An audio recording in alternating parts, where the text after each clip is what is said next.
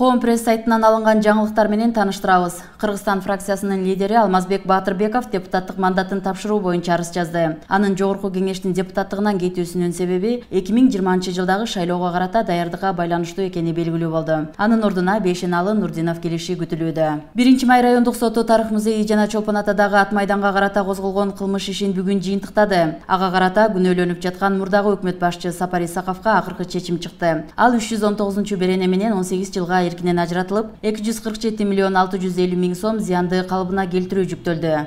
Кыргызстанга Түркиядан 328 жаран кайтарылды. Бардык келген жарандар бекитилген медициналык процедуралардан өтүү үчүн Кыргызстандагы обсервациялардын бирине жайгаштырылган. Чет мамлекеттерде жүргөн Кыргыз Республикасынын жарандарын кайтаруу боюнча иштер уланууда.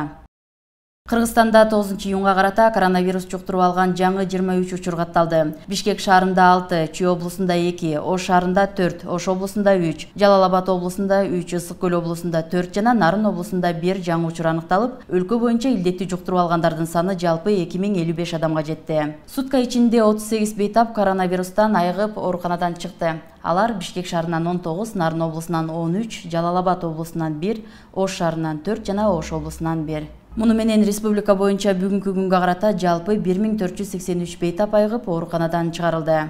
Ош облусунда 47 жаштагы аял киши коронавирустан көз жумду. Кыргызстан боюнча илдеттен көз жумгандардын саны 24кө жетти.